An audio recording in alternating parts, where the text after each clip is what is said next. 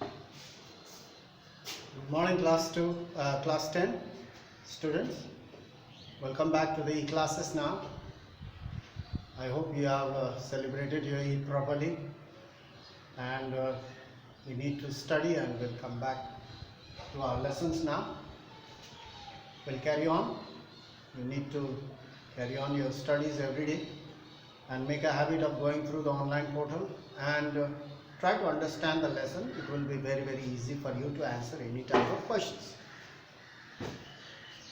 So we are reading the chapter, The Making of a Global World. Since it is a vast chapter, we need to do part by part. There are various parts.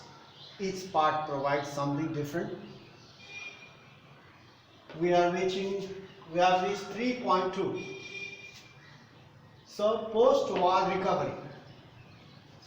Here in our previous class, we have talked about post-war recovery proved very difficult, especially for British government. They have lost their market, especially in India.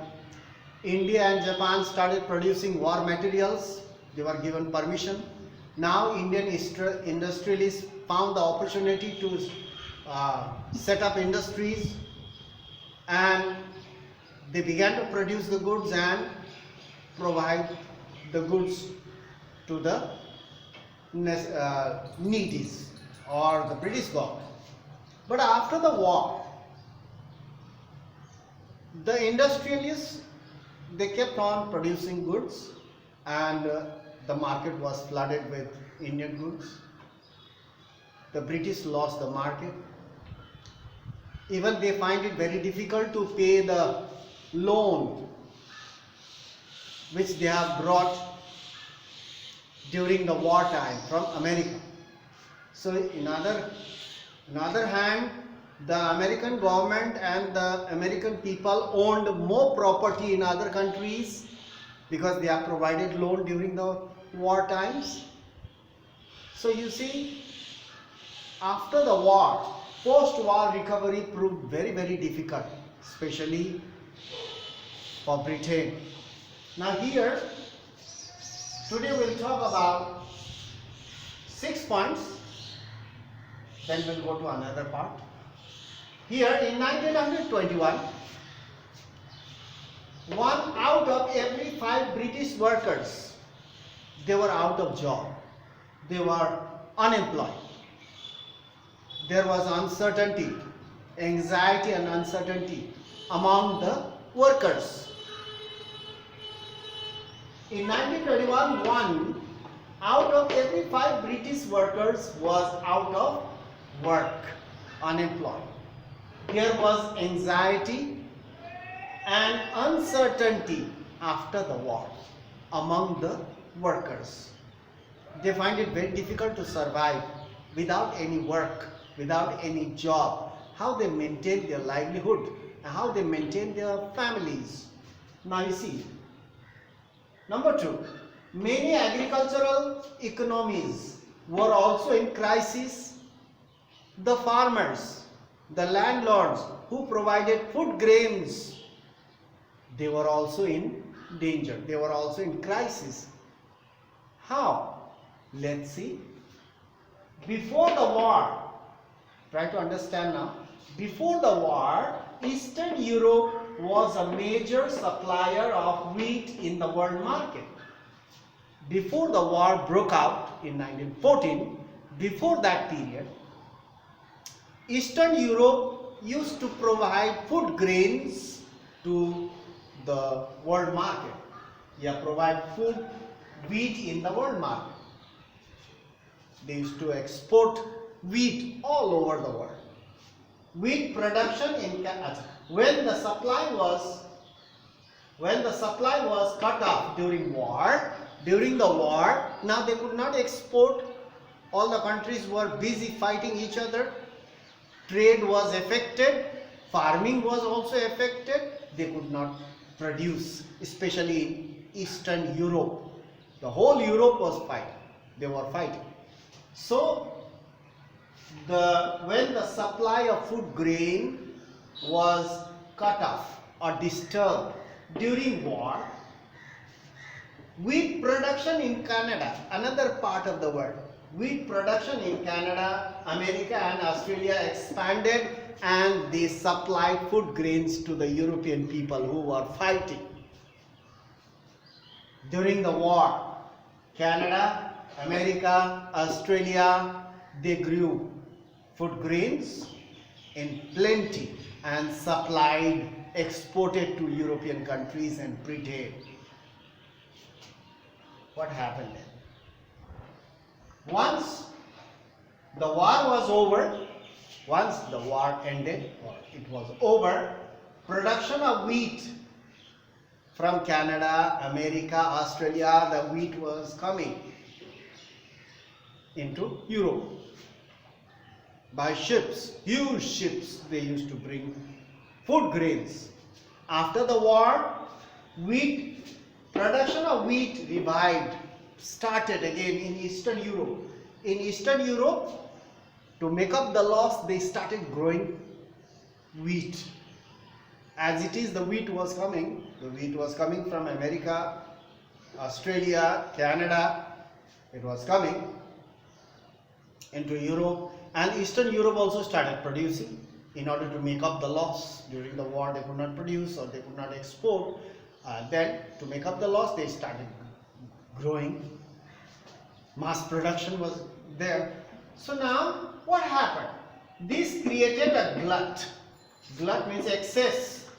The market was flooded with food grains. Since the food grains were coming from America, Australia, Canada, and even Eastern Europe also started producing food grains. The godowns, granaries were full, the shops were full, even the harbors from where the food grains was imported, the harbor was full of food grains, everywhere food grains. And naturally, once the production is too much, the prices goes down. So this created a glut, excess in the wheat output, production. Grain prices fell. Everybody wants to sell the food grains. Whoever pays very low,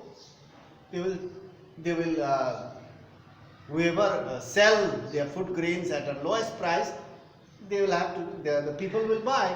So now the grain prices fell.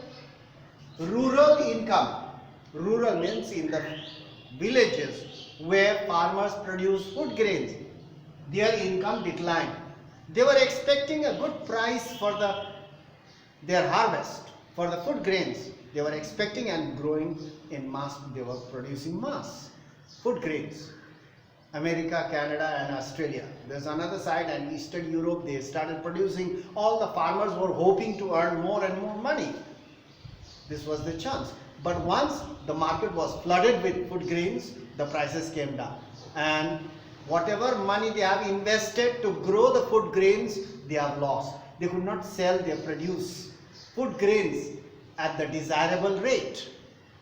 Now, once the prices fell down, the rural income, or the people or the farmers, their income declined, came down.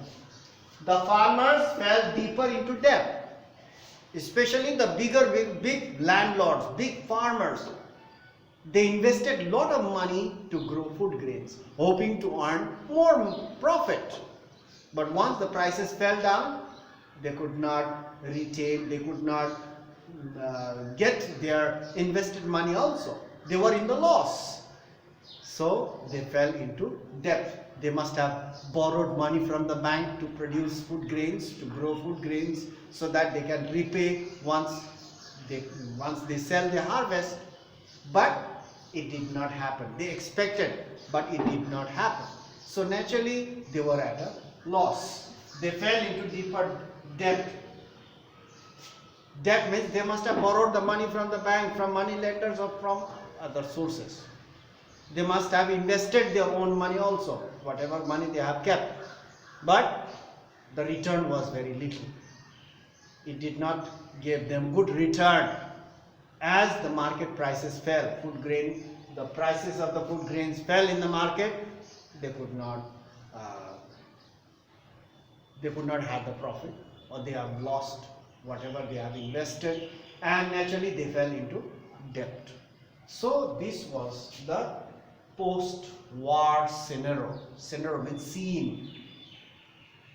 What happened after the war? The economic development has gone down.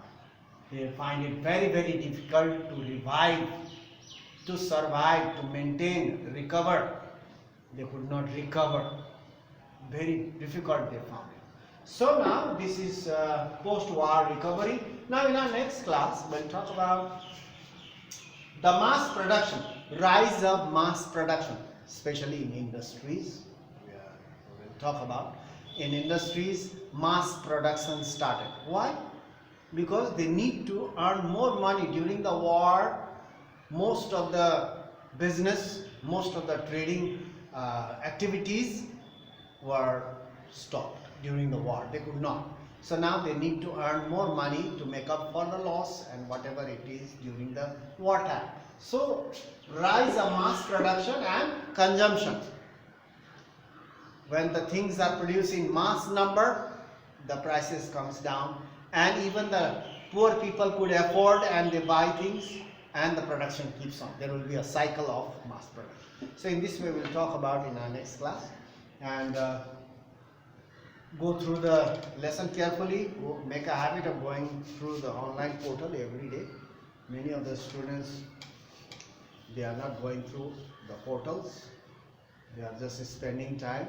Already 2, 3, this is the third month. So the time is running out. The time is passing. It will not wait for you all. So you need to study at home, go through the portal, try to understand. It will be easy for you. Try to understand, especially the lesson.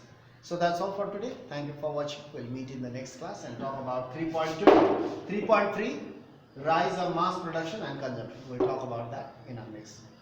Each paragraph provides us some different things. So you need to go paragraph wise. You can't just, it's not a one single story. There are many events, many happenings.